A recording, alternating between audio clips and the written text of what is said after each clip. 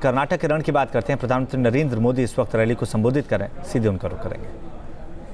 के अंदर भेद करने के लिए षड्यंत्र बना रहे थे।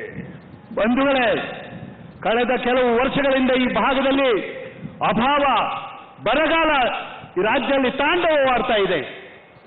ಜೊತೆಗೆ ಶಿಕ್ಷಣ ಕ್ಷೇತ್ರದಲ್ಲಿ ಶಾಲೆಗಳಲ್ಲಿ ಶಿಕ್ಷಕರಿಲ್ಲದೆ ಅನಾನುಕೂಲತೆ ಉಂಟಾಗಿದೆ. ಇನ್ನೊಂದು ಕಡೆ ಭೂ ಮಾಫಿಯಾ ತನ್ನ ಕುಕೃತ್ಯವನ್ನ ಮುಂದುವರಿಸಿಕೊಂಡು ಹೋಗ್ತಾ ಇದೆ.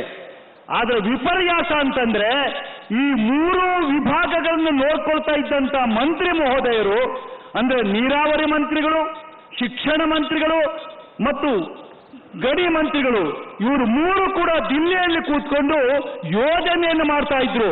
ಹೇಗೆ ಸಮಾಜವನ್ನು ಒಡೆಯುವುದು, ಹೇಗೆ ಧರ್ಮವನ್ನು ವಿಭಜಿಸುವುದು, ಈ ರೀತಿಯಾಗಿ ತಮ್ಮ ಕುರ್ಚಿಯನ್ನು ಉಳಿಸಿಕೊಳ್ಳೋಕ್ಕೋಸ್ಕರವಾಗಿ ಇಂಥ ವಿಭಜನೆಯ ಕಾರ್ಯದಲ್ಲಿ ಇವರು ತಮ್ಮ ಕರ್ತವ್ಯವನ್ನು ಮರೆತುಕೊಂಡು ನಿರತರಾಗಿದ್ರು. ಬಂಧುಗಳೇ, इन नेताओं को, ये मुख्यमंत्री को,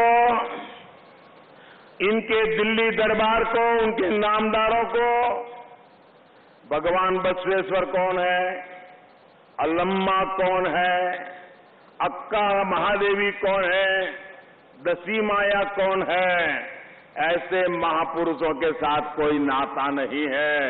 लेकिन ये तीन मंत्री वे तो अपने आप इनके अनुयायी होने की बातें ढोल पीटते रहते थे और दिल्ली में नामदारों के चरणों में जाकर के समाज को तोड़ने के षड्यंत्र कर रहे थे।